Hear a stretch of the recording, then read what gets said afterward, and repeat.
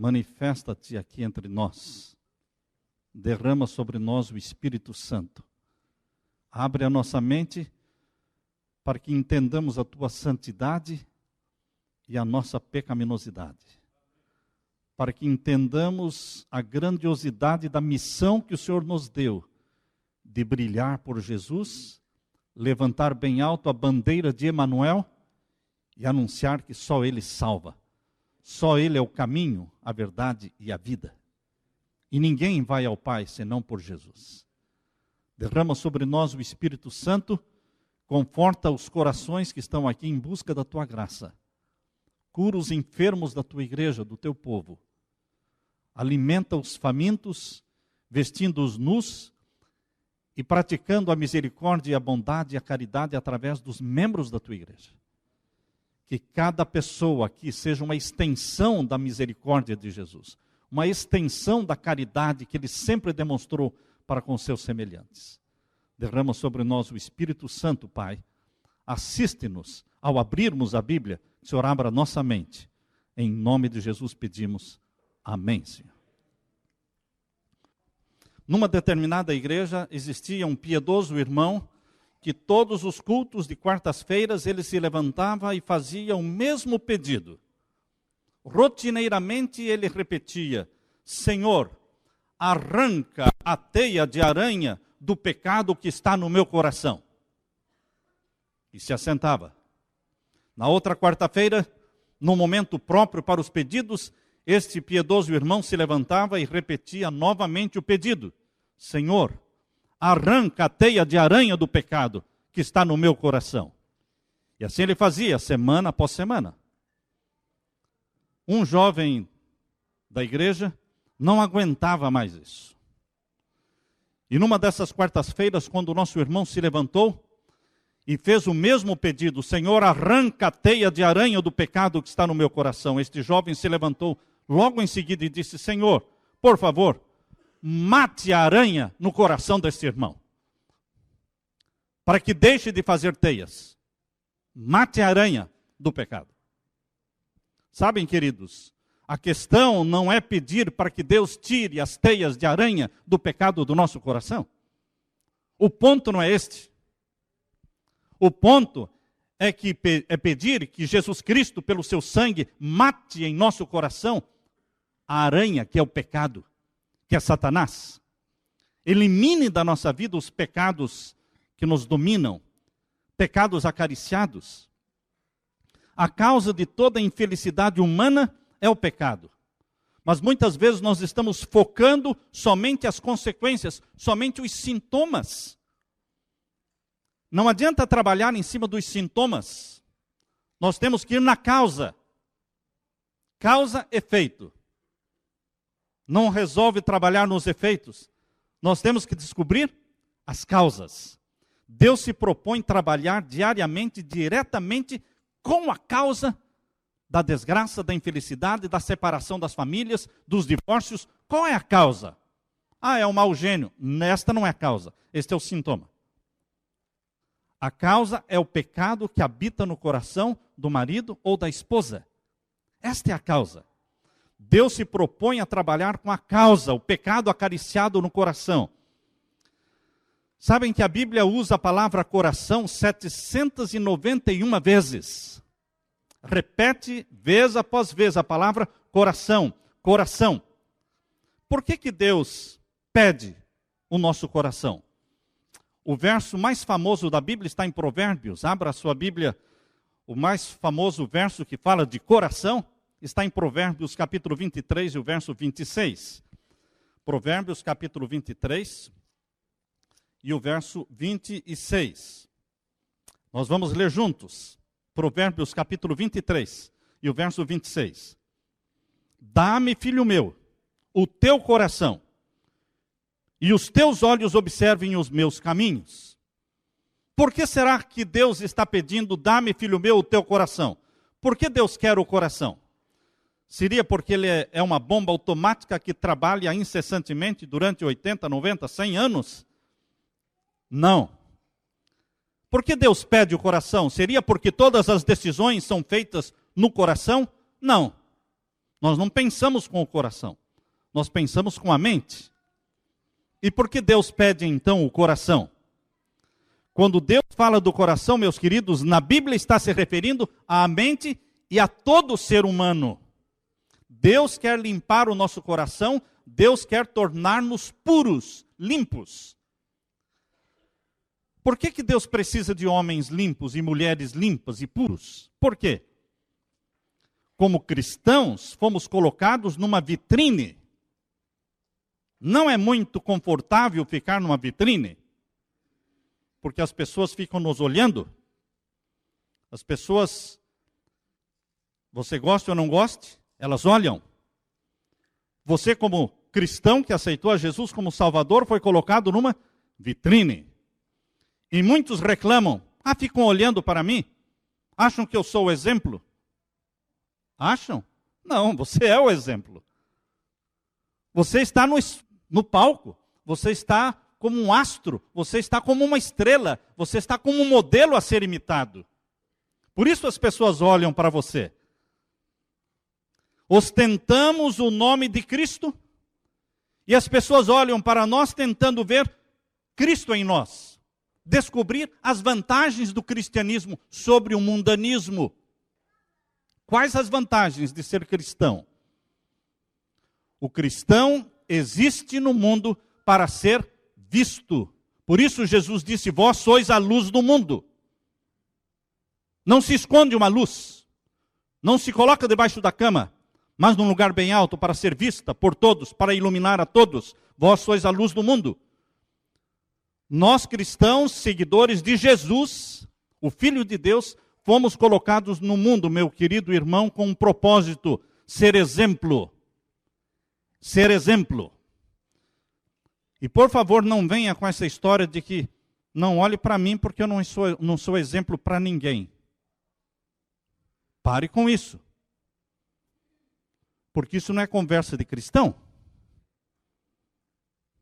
Não olhe para mim porque eu não sou exemplo de ninguém. Vou olhar para quem então? Não, olha para Jesus. Mas Jesus está no céu. Quem é que está na terra? Os seguidores de Jesus? Então, o rosto de Jesus é o seu. As mãos de Jesus são as suas. As palavras de Jesus são as palavras que saem da sua boca.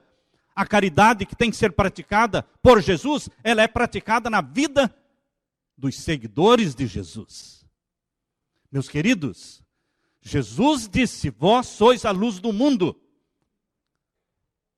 As pessoas precisam ver as boas obras em vocês e glorificar então o Deus que está no céu. Existe um verso em primeira carta de Paulo aos Coríntios, capítulo 11, verso 1. Abra sua Bíblia na primeira carta que Paulo escreveu aos Coríntios, capítulo 11, e o verso 1. Primeira carta que Paulo escreveu aos Coríntios, capítulo 11, e o verso 1. Vejam a ousadia de Paulo. A ousadia de Paulo em primeira carta aos Coríntios, capítulo 11, verso 1, quando ele falou assim, sejam meus imitadores como eu também sou de Cristo. Paulo não falou assim, não olhe para mim porque eu não sou exemplo para ninguém. Paulo disse o quê? Sejam meus imitadores, como eu sou de Cristo. Mas eu não estou imitando Cristo, então você não é cristão. Quem está imitando a Cristo pode ser imitado. E é isso que Paulo está falando. Sejam meus imitadores, como eu também sou imitador de Cristo. E ainda na segunda carta de Paulo aos Coríntios, capítulo 3 e o verso 3. Na segunda carta de Paulo aos Coríntios, capítulo 3 e o verso 3. Abra sua Bíblia. Vamos ler juntos. Segunda carta de Paulo aos Coríntios, capítulo 3 e o verso 3. Porque já é manifesto que vós sois a carta de Cristo. O que é que nós somos? A carta de Cristo. Uma carta fechada? Não, uma carta aberta. Para ser escondida? Não, para ser lida. Uma carta aberta, a carta de Cristo não é Cristo. A carta de Cristo é você. A carta de Cristo não é Cristo. A carta de Cristo é você. E ela é aberta. E ela é para ser lida. E ela foi colocada numa vitrine. Ela foi colocada num palco. um palco que é chamado Teatro do Mundo, e as pessoas assistem você. Meus queridos, pelo fato de você ser cristão, os olhos do mundo todo se voltam para você, buscando ver as vantagens do cristianismo. Vós sois a carta de Cristo, ministrada por nós e escrita, não com tinta, mas com o Espírito do Deus vivo. Olha só, meu querido irmão. É uma carta escrita não com tinta. O Espírito Santo escreveu esta carta, que é o seu caráter. Colocou em você a mente de Jesus, o caráter de Jesus. Não foi escrito em tábuas de pedra, mas nas tábuas de carne do coração nosso. Nós somos a carta de Jesus. Eu me lembro de uma esposa de pastor que estava muito chateada porque todo mundo cobrava dela como exemplo. E ela disse: estou cansada de ser exemplo. Estou cansada. Todo mundo fica olhando para mim dizendo: você é exemplo, você é esposa do pastor. E ela disse: eu paro, eu desisto, não quero ser mais esposa de pastor. Deixar de ser esposa de pastor ou deixar de ser esposa de um ancião tira de você o compromisso de ser exemplo? Não. Só se você deixar de ser cristão. Se você deixar de ser cristão, tudo bem. Você deixou de ser exemplo, saiu da vitrine, saiu do palco, deixou de ser luz, uniu-se às trevas. As pessoas não vão ficar mais olhando para você. Mas enquanto você é de Jesus, você será exemplo, você estará na vitrine, você estará no palco, você será luz e você será exemplo. Nós não podemos fugir disso. Portanto, se você não está dando um bom exemplo, meu irmão, não diga para o seu vizinho: por favor, não olhe para mim, porque eu não sou exemplo. Nós deveremos criar coragem, ousadia e confessar os nossos pecados, buscar a misericórdia de Deus e parar de falar: não somos exemplo. Porque somos. É como um pai dizer para o filho: filho, não olhe para mim porque eu não sou exemplo. Como não olhe para mim? Ele é o pai. Ele é o pai. Ninguém precisa se cansar de ser exemplo. Porque o nosso esforço não deve ser no sentido de ser exemplo. O nosso esforço deve ser no sentido de manter comunhão com Jesus. As suas energias, as minhas energias, os meus esforços, as minhas lutas, não devem ser no sentido de ser exemplo. Tudo tem que ser no sentido de manter comunhão com Jesus. Porque quem mantém comunhão com Jesus, quem está ligado à videira verdadeira, o ramo que está ligado ao tronco, que é a videira verdadeira, que é Jesus, naturalmente será exemplo, naturalmente refletirá o caráter de Jesus. Você não vê a lua se esforçando, se contorcendo para poder brilhar. A lua simplesmente reflete a luz que não é dela. De quem é a luz da lua? Do sol. Ela simplesmente reflete a luz do sol. Mas que esforço ela faz para refletir? Nenhum. A única coisa que a lua precisa é estar numa posição em que ela receba a luz do sol, só isso. Você não se contorce e não se esforça e não geme para ser exemplo e para refletir a luz de Cristo. Não. Você simplesmente se esforça e luta para ter comunhão com a luz da justiça, com o sol da justiça que é Jesus. Se nós estivermos ligados à videira verdadeira, refletiremos a luz de Jesus. O semblante de Jesus estará no seu rosto, na sua face. O sorriso de Jesus estará nos seus lábios. As mãos de Jesus se abrirão ao pobre, ao necessitado, em caridade, em dinheiro, em comida, em alento, levantando os que caem. Oh, meu querido irmão, o que nós precisamos é simplesmente refletir a glória de Jesus. Quando Moisés esteve 40 dias no Monte Sinai, quando ele desceu do monte, não conseguiam olhar para o rosto dele, tal era o brilho que estava no rosto, mas ele não sabia que existia o brilho no rosto. Quem vive em comunhão com Deus tem um brilho no rosto, um brilho nos olhos, mas não sabe que tem. Ele não está vendo? Os outros percebem. Mas ele não está se esforçando, se contorcendo para ter aquele brilho. Não. O esforço dele foi para passar 40 dias com Deus. Quem passa 1 hora por dia, pelo menos, quem passa 1 hora por dia em meditação, em contemplação de Jesus, refletirá o amor de Jesus, o brilho de Jesus, a misericórdia de Jesus, a maneira de tratar as pessoas de Jesus. Isto é consequência. Se alguém não quer ser exemplo, tem que deixar de ser cristão. Não basta deixar de ser esposa do pastor ou do ancião. Tem que deixar de ser cristão. E aí você deixa de ser luz e entra para as trevas. E no meio das trevas, todo gato é pardo. Não é assim que fala? Todo gato é pardo. No meio das trevas, por pior que seja a sujeira, ela não aparece. Abra sua Bíblia agora, na primeira carta que Paulo escreveu a Timóteo. Primeira carta que Paulo escreveu a Timóteo, o capítulo 4 e o verso 12. Vejam o que Paulo disse para Timóteo. 1 Timóteo, capítulo 4 e o verso 12. Ninguém despreze a tua juventude. Já naquele tempo existia uma mania de os mais idosos desprezarem o quê? Os mais jovens. Você é jovem, você não sabe nada. Ah, está falando, você não tem experiência. Já existia naquele tempo, existe ainda hoje. A mania de os mais idosos desprezarem o quê? Os mais jovens. E dos mais jovens acharem que os mais idosos são o quê? Quadrados, não é? Esse conflito das gerações sempre existiu. Mas veja o que Paulo fala. Ninguém despreze a tua juventude, mocidade. Pelo contrário, torna-te o exemplo dos fiéis na palavra, no procedimento, no amor, na fé, na pureza. Paulo está dizendo para Timóteo, você não deve se sentir desprezado por ninguém, mas você seja o exemplo. Torna-te o exemplo. Exemplo em quê? Na palavra. Exemplo em que mais? No amor. No namoro. No amor. No que mais? No procedimento, no comportamento, na fé, na pureza. Paulo sabia que o jovem pastor Timóteo enfrentaria dificuldades com os mais velhos, por isso lembrou, ninguém despreze a tua juventude, mas seja o exemplo. Essa é uma responsabilidade que Deus nos impôs.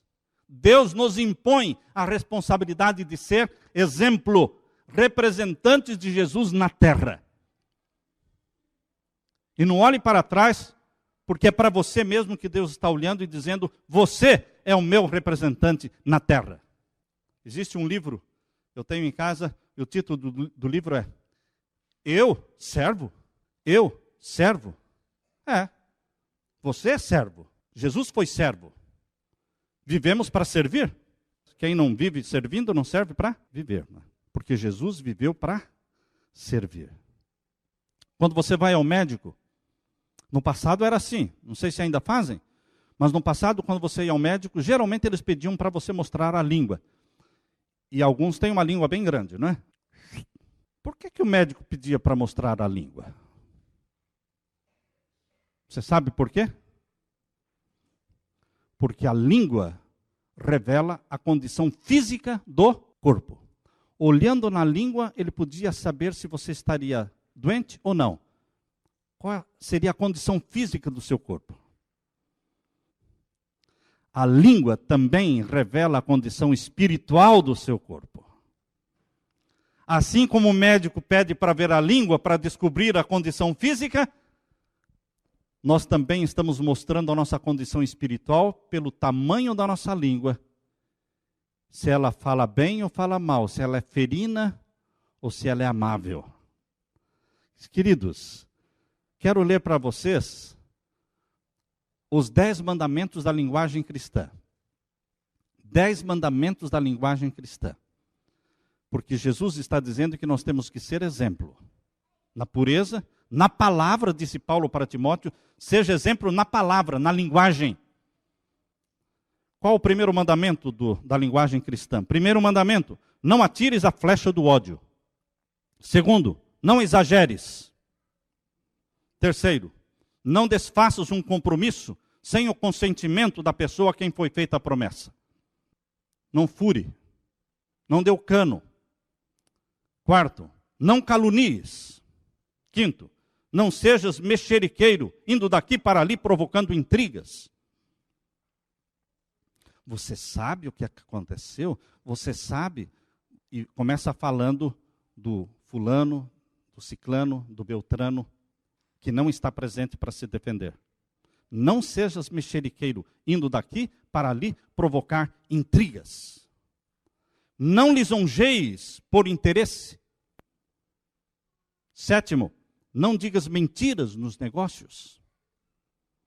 Oitavo, não fales demasiado. Nono, não faças más insinuações nem sugestões perversas. E décimo, deverás aprender a língua do céu enquanto estiveres aqui na terra. Seja, meu querido irmão, o exemplo de todos na palavra. Por que Paulo insiste em que sejamos o exemplo? Por quê? Porque não existe modo de mandar ou ensinar mais forte e suave do que o exemplo. Palavras do padre Bernardes. Ele disse assim: não há modo de mandar ou ensinar mais forte e suave do que o exemplo. Por quê?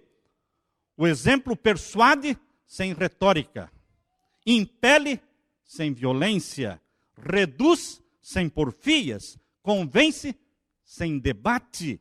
Todas as dúvidas o exemplo desata e corta caladamente todas as desculpas. Pelo contrário, fazer uma coisa e mandar ou aconselhar outra é querer endireitar a sombra da vara torcida. Dá para você endireitar a sombra da vara torcida? Não dá. Dá para você ensinar só pela palavra e não pelo exemplo? Não dá. Não funciona aquele pensamento que diz: faço o que eu mando, mas não faço o que eu faço. Não. O que você faz fala mais alto do que o que você fala. As suas ações me impedem de ouvir o que a boca fala. Porque as ações falam mais alto, o exemplo fala mais alto. Alguns jovens dizem: pastor, não dá para ser exemplo. Todo mundo faz errado, todo mundo namora errado, todo mundo avança o sinal vermelho. Não dá para ser exemplo. Eu digo: não dá mesmo. Sem Jesus. Não dá mesmo, sozinho. Mas com Jesus dá para ser exemplo, porque Deus não pede nada impossível. Deus não pede uma coisa impossível. Deus não coloca um obstáculo impossível de você ultrapassar, não. Ele o ajuda. Eu não te deixarei só. Não temas, eu estou contigo. Quando passares pelas águas, quando passares pelo fogo, eu estarei com você. Quando andares pelo vale da sombra da morte, eu estarei com você. Deus não pede nada impossível, meu irmão. Por isso, por favor, meu irmão, não venha com essa história. Não dá, pastor, não dá. Então Jesus é um fracassado? Então Jesus é um Deus falido? Que colocou um montão de regras para os seus seguidores e nem ele mesmo consegue ajudá-los a praticar? Não, meu querido irmão. Jesus não é um Deus fracassado. Ele é o todo-poderoso, onipotente, onisciente, e ele pode ajudar-nos. Ele colocou um padrão e não vai baixar o padrão, mas ele nos eleva ao padrão dele. Ele nos dá a mente dele, o caráter dele, o temperamento dele. Ele nos dá a vida dele. Cristão é aquele que se espelha em Jesus.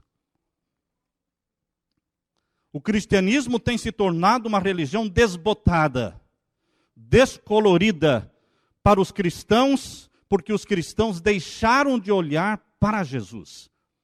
Não estão tirando uma hora por dia para contemplar Jesus nos evangelhos, para ler o livro desejado de todas as nações, se deter pensando e meditando nas cenas da vida de Jesus, assimilando a maneira de Jesus falar, de agir, de reagir, de sentir. Se você, meu querido irmão, se nós tirarmos uma hora por dia para meditar em Jesus, para contemplá-lo nos evangelhos, nós vamos assimilar o caráter dele, a mente dele, a vida dele. E as pessoas verão brilho nos seus olhos.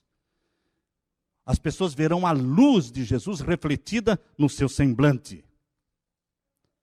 O cristianismo de hoje perdeu a cor da pureza, perdeu a cor da bondade, perdeu a cor da misericórdia e da caridade. Alguém me perguntou o que mais chamou a sua atenção nesta viagem de 10 dias, visitando a Turquia, chamada como Ásia Menor.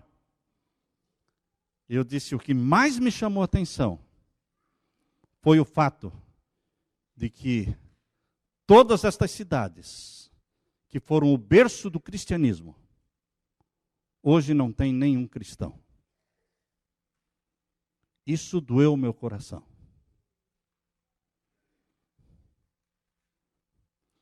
O povo está vendendo e comprando, vivendo feliz lá, sem conhecer Jesus. É um país onde você não vê mendigos, pedintes, você não vê violência, você não vê roubo, ninguém foi assaltado do nosso grupo, ninguém foi roubado. Eles disseram acidentes de trânsito por bebida alcoólica aqui não existe, porque a primeira vez que a pessoa é pega dirigindo embriagado, a primeira vez ele já perde a carteira por 6 meses. Primeira vez. E a segunda vez, perde a carteira para sempre. Como é que é? Para sempre. A lei é dura. Mas, queridos, quando eu olhei aquela cidade de quase 15 milhões de habitantes, que é Istambul, a antiga Constantinopla, construída por Constantino no 4º século, em 330, quando eu olhei aquela cidade enorme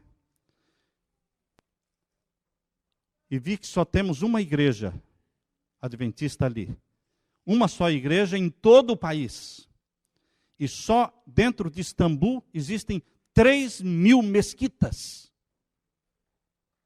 3.000 mesquitas. O povo está muito feliz com a religião deles. Não estão sentindo nenhuma necessidade do nosso cristianismo. Será por quê, meu irmão?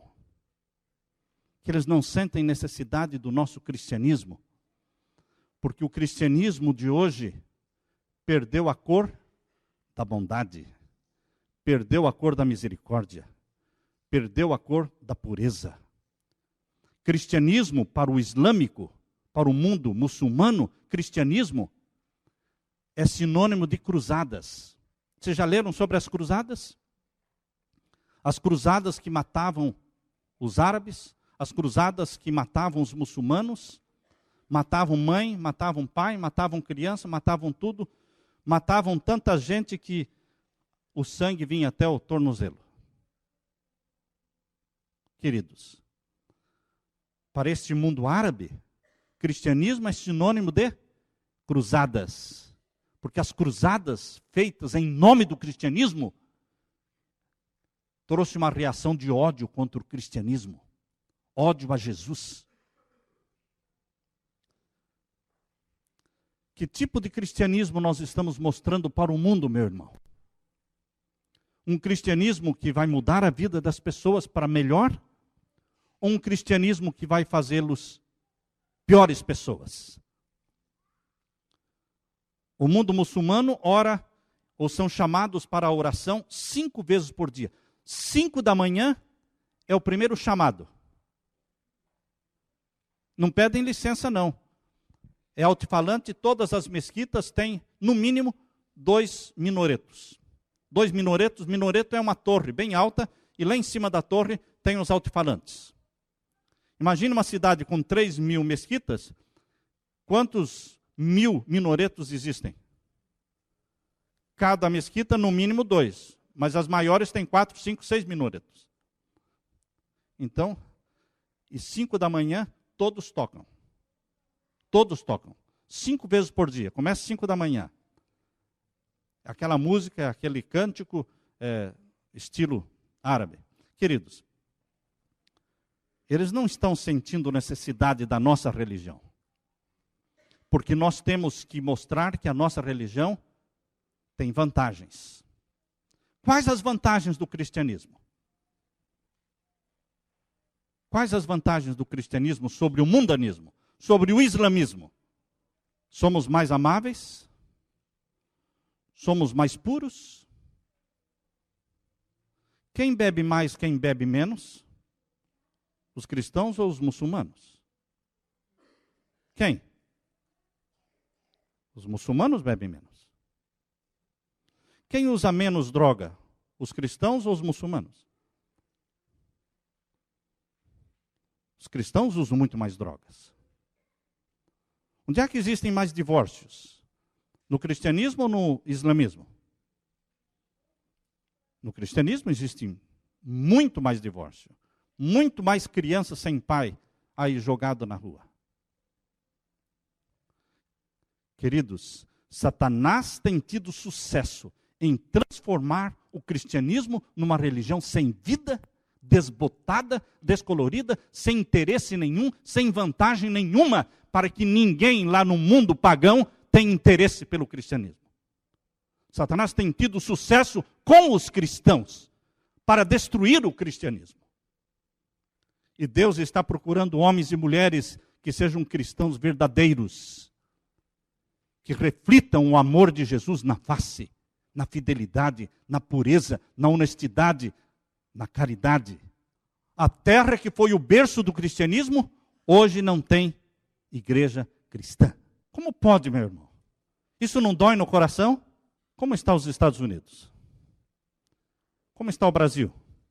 Será que o cristianismo também não está morrendo por aqui, irmão?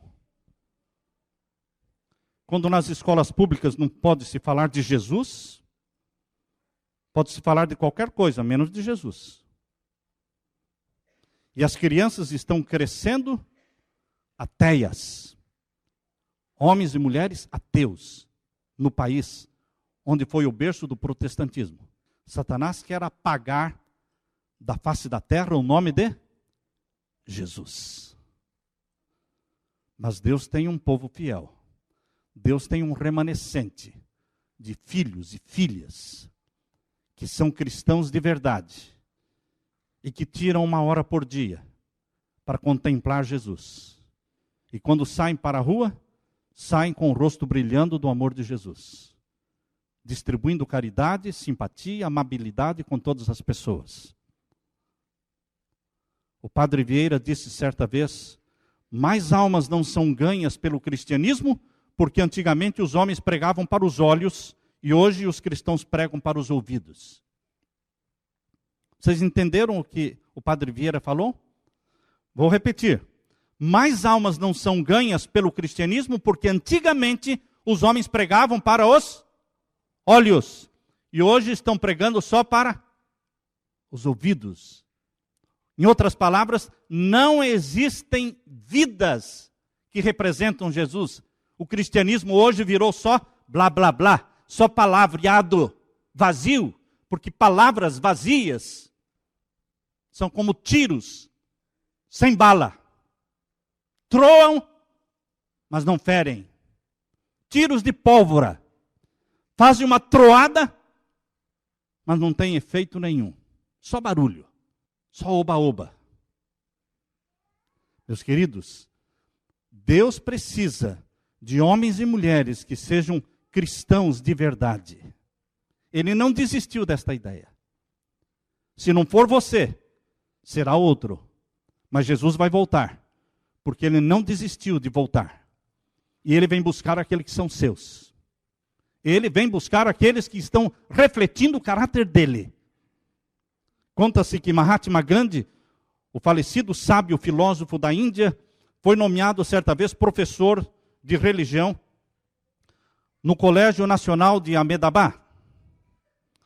Num certo dia, quando Gandhi chegou à sala de aula, os alunos pediram para que ele falasse naquele dia sobre religião. Queremos que você nos fale hoje sobre religião. E assim Gandhi, o mais sábio homem da Índia, sentou-se para ensinar religião? De que lhes falou? Sobre que vocês pensam que Gandhi falou? Será que Gandhi gastou aquela hora na aula falando de Gautama Buda, que plantou os alicerces do budismo? Não.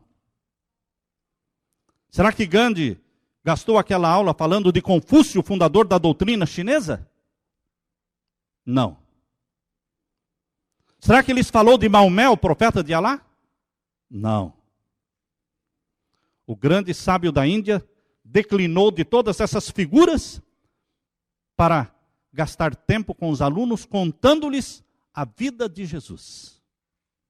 Ele disse: eu vou lhes contar a história da vida de Jesus. Sua pureza, sua bondade, sua paciência e seu amor com as pessoas. Falou-lhes sobre o sermão da montanha pregado por Jesus. Falou-lhes do trabalho de Jesus entre os famintos da terra, entre os nus, os doentes e os mortos. Isto, disse Gandhi, é a religião pura e incontaminada. Isso é religião.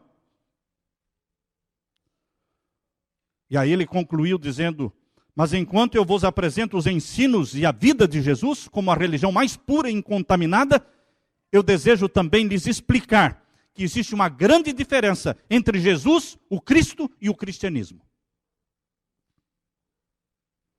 Nem todos os que se chamam pelo nome de Jesus são de Jesus, dizia Gandhi. Nações que se orgulham de ser consideradas cristãs, em suas ações negam a religião de Cristo. Povo que se diz cristão, muitas vezes em sua vida difama Jesus. Eles admiram Jesus, dizia Gandhi, mas não praticam o cristianismo. Queridos, palavras de Gandhi. Você concorda com o que ele falou? É verdade, meu irmão. Existe hoje uma diferença muito grande entre Jesus e o cristianismo. O cristianismo se afastou do fundador, se afastou do modelo, se afastou do exemplo.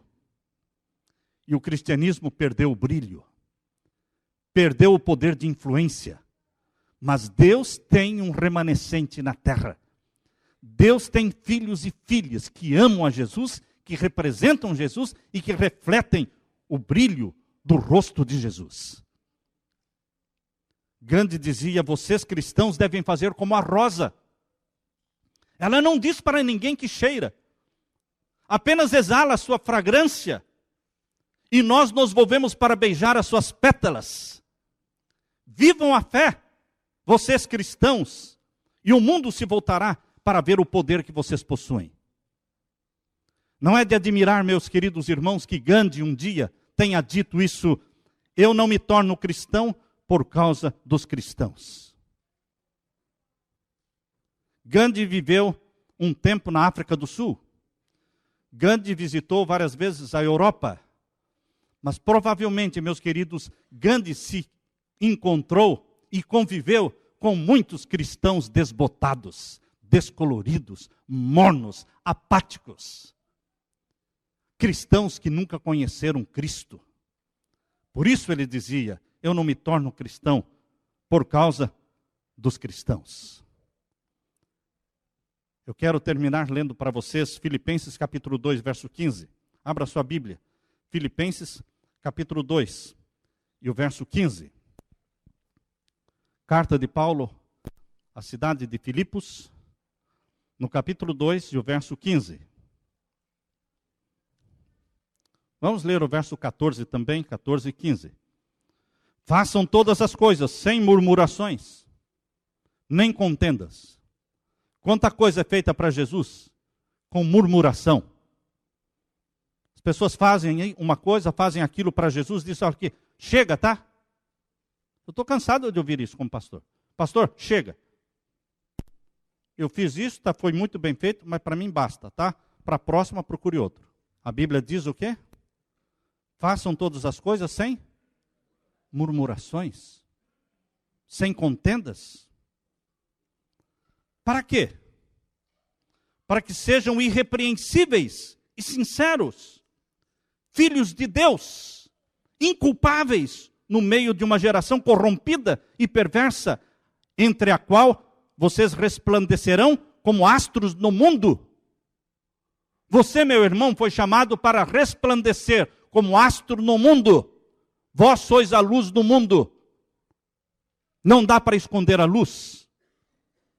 Mas como eu posso ser cristão? Como eu posso ser um brilho? Como eu posso refletir a luz de Cristo? João capítulo 15, meu irmão. João capítulo 15 e o verso 4 e 5. Abra sua Bíblia. O Evangelho de João, capítulo 15 e os versos 4 e 5. O Evangelho de João, capítulo 15 e os versos 4 e 5. Estai em mim e eu em vós. Outra tradução diz, permanecei em mim e eu em vós. Como a vara de si mesma não pode dar fruto se não estiver na videira, assim também vós, se não estiverdes em mim. Eu sou a videira, vós sois as varas. Quem está em mim, ou seja, quem permanece em mim, e eu nele, esse dá muito fruto, porque sem mim nada podeis fazer. O esforço nosso não é para produzir fruto, o esforço nosso não é para brilhar, o esforço nosso não é para refletir, não, o esforço nosso é para permanecer em Cristo.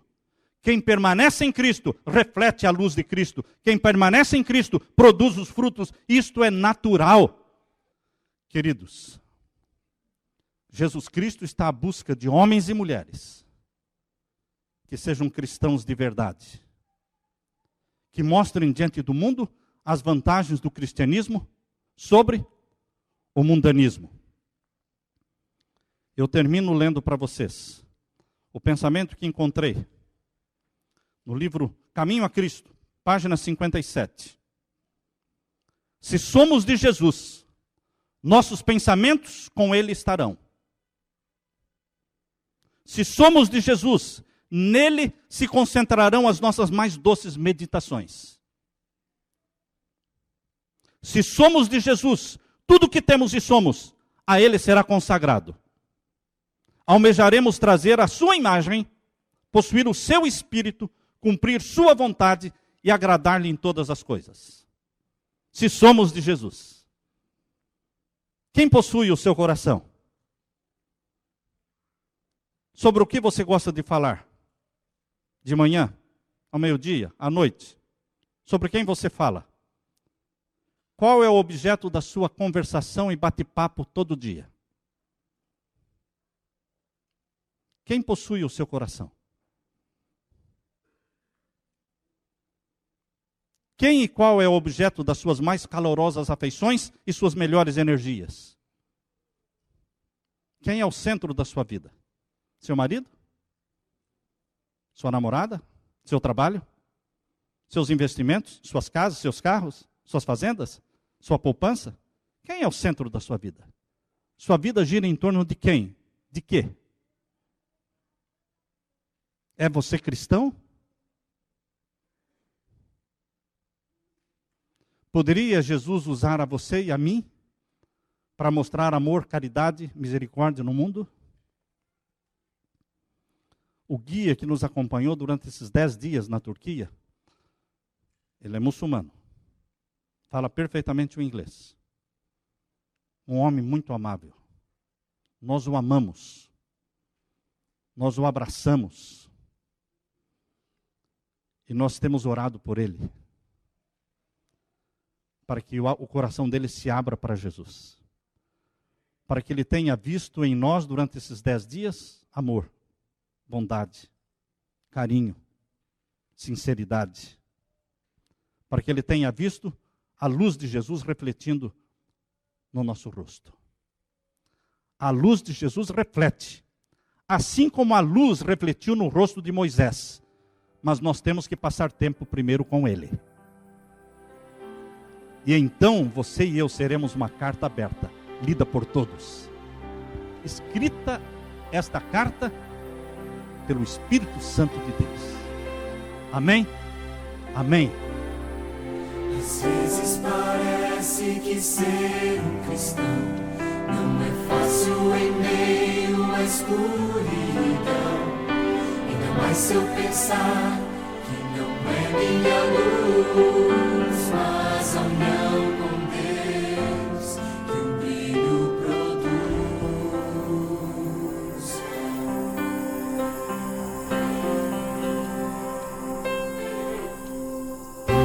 Às vezes parece difícil entender que o cristão é exemplo mesmo sem o querer, e por isso mesmo eu preciso orar para que Deus me ilumine e assim eu possa brilhar. Senhor, eu quero brilhar por Ti quando o mundo se apagar. Eu quero que através da minha vida alguém possa Te enxergar. Faze com que mesmo sem palavras eu fale do Teu amor. Eu quero brilhar por Ti, brilhar onde quer que for.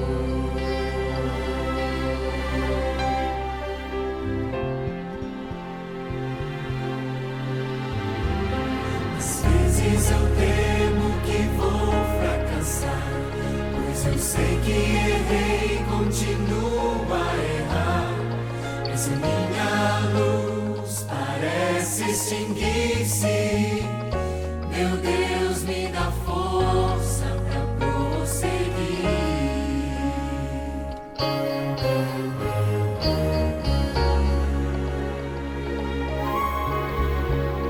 Não importa o quanto eu tente me esforçar, eu só posso vencer se Ele me ajudar.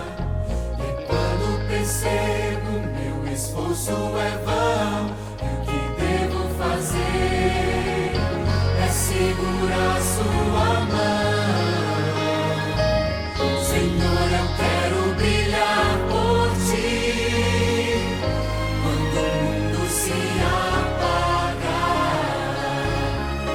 Eu quero que através da minha vida alguém possa Te enxergar.